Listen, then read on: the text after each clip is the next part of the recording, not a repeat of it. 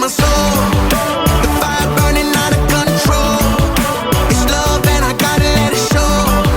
It's changing my world for the better.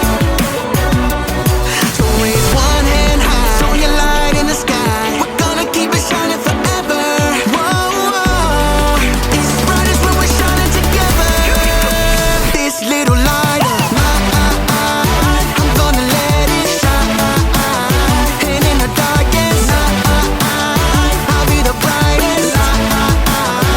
No covering it up, no shutting it down, no blowing it out. I'm gonna let it shine. This little light of mine, I'm gonna let it shine. We're shining brighter than the sun.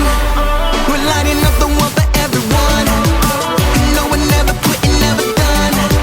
We're only getting brighter and brighter. So raise one hand high, show your light in the sky. We're gonna keep it shining forever. Whoa, whoa. It's brightest when we're shining together. This little light of mine, I'm gonna let it shine. And in the darkest night, I'll be the brightest light. No covering up, no shutting it down, no blowing it out. I'm gonna let it shine. This little light of mine, I'm gonna let it shine.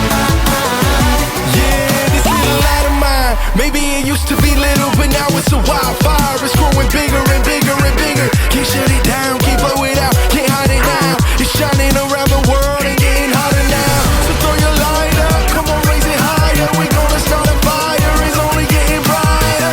Burn bright in the night for the world to see. This little light is bringing change and it starts So with raise me. one hand high, show your light in the sky. We're gonna keep it shining forever. Whoa, whoa. It's brightest when we're shining together. This little light of mine, I'm gonna let it shine. And in the darkest night, I'll be the brightest light. No covering up, no shutting it down, no blowing it out. I'm gonna let it shine. This little light of mine, I'm gonna let it shine. This little light of mine, I'm gonna let it shine. And in the darkest night, I'll be the brightest light. No covering up, no shutting it down, no blowing it out. I'm gonna let it shine. This little light of mine, I'm gonna let it shine. No shutting it down, I'm gonna let it shine all around.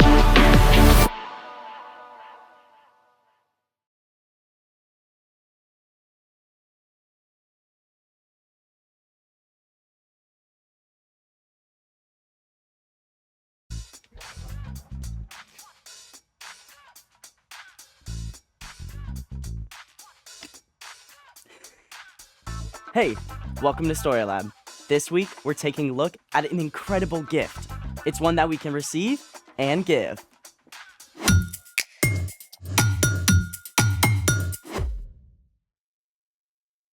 Hey, I'm Skylar, And I'm Sebastian. and this month we're talking about how trusting and following Jesus changes the way we treat others. So we can, live right, You seem distracted. I guess. Anything you want to talk about? No. I mean, it's not that big of a deal. I did terrible on a test and I gotta retake it. I'm sorry, that's rough. And then my dog is kind of sick. Oh no. Yeah, and it's making me feel sad. Well, I can't make those things better, but maybe we can do something to take your mind off of it. Yeah? Ever seen a lava lamp? Lava? Not that kind. Oh, right. Lava lamp. I think my dad had one of those back in the Dark Ages. Yep. And we're gonna create our very own lava lamp to brighten your day.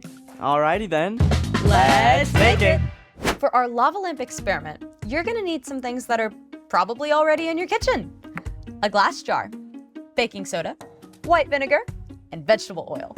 Don't forget the food coloring. Always the food coloring. You'll also need a small flat LED light like this one to make it extra cool. Where do we start? Step 1. Scoop several large spoonfuls of baking soda into the jar. Ready?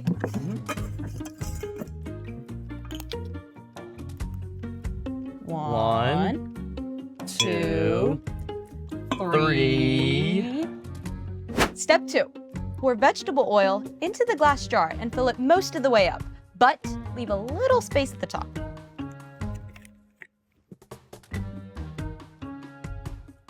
It's a lot of vegetable oil. Oh, this is a workout. Your turn. Okay, Where's our lava?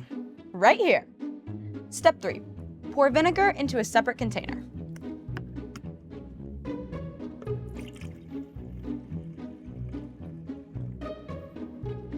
All right. And then squeeze some food coloring into it. How much? Lots. About 15 to 20 drops. That'll do. What's next? Step 4.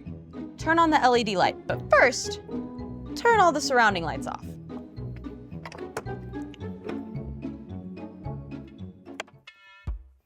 Perfect. Set the jar and the oil and the baking soda on top, just like this. Ready for the lava? You bet. 1, 2, 3.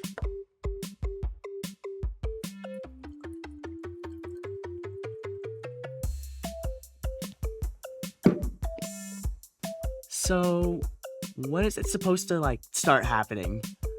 Give it a second. You can already see the bubbles going up. It's very calming.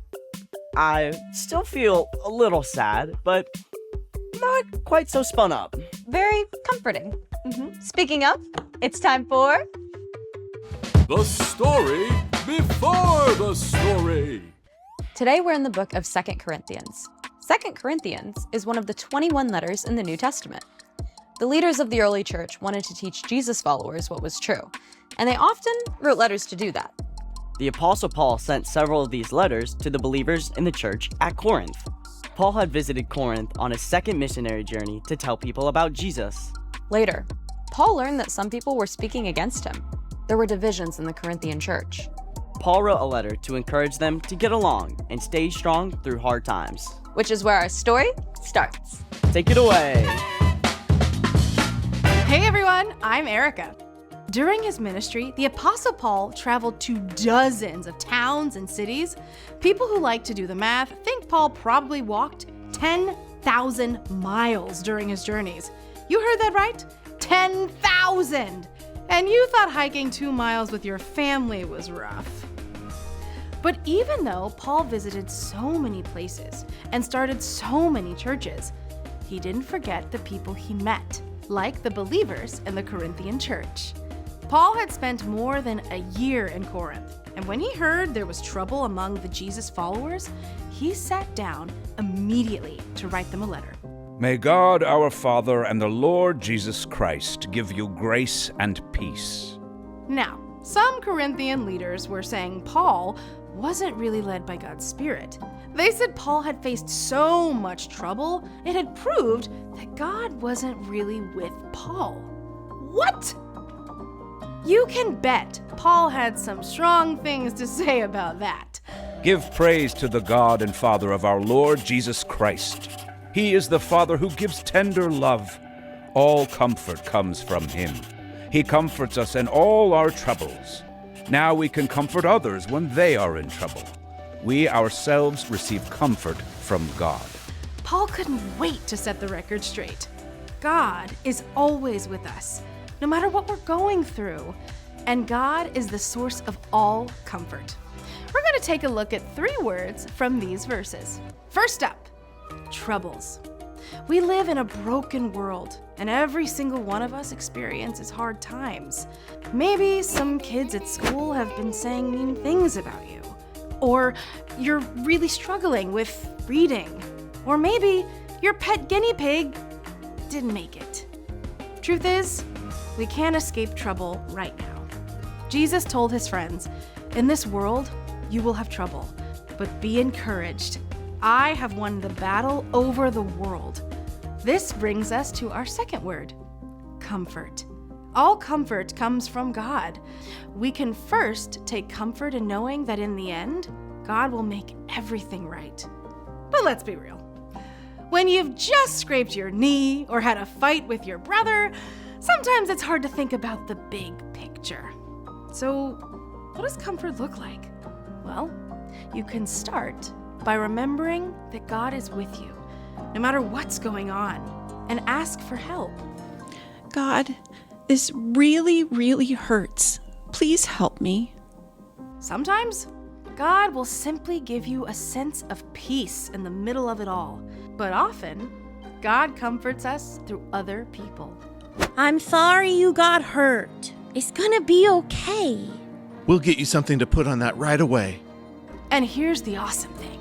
Just like God can work through other people to comfort you, God can use you to comfort others. As Paul told us, God comforts us in all our troubles. Now we can comfort others when they're in trouble. Not only is God with us in difficult times, but what we go through is not wasted. When we receive comfort, we learn how to give it to others. Comfort can look like a lot of things. You can comfort someone with your words. I'm really sorry that kid was mean to you. You can comfort someone by offering help. I'm gonna get us a snack and then I'll help you tell Mom about it. And sometimes, the best way to comfort someone is simply by being present with them, even if you aren't sure what to say or do. God doesn't promise that all our troubles will go away as soon as we ask, but God does promise to be with us and comfort us in the middle of hard situations. And once we've received comfort from God, then we have the amazing opportunity to see what others need and offer help, compassion, and comfort. The end. I never really thought about how all comfort comes from God. Yeah, like when my mom comforts me when I'm upset, it's because God gave her comfort to share. And then you get to pass that comfort on to others. It's an endless loop. Exactly, you're not wrong. So, what's our part in the story? I'm so glad you asked.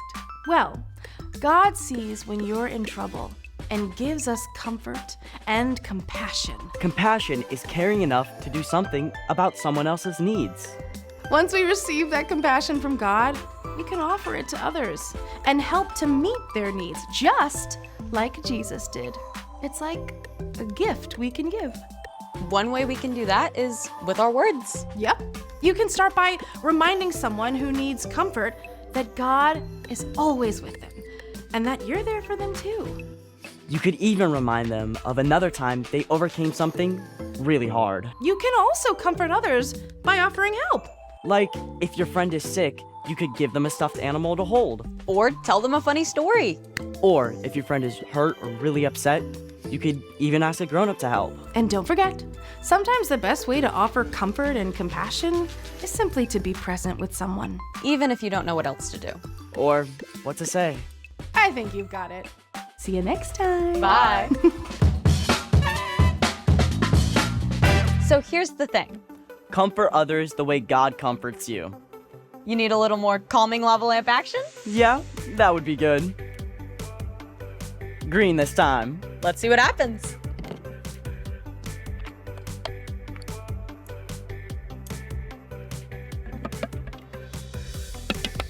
All right, ready? Yeah. Whoa. Look at that. Thanks for joining us in the Story Lab. See you next time. It's kind of still. She's got to wait for it. You gotta wait for it. Wait for it.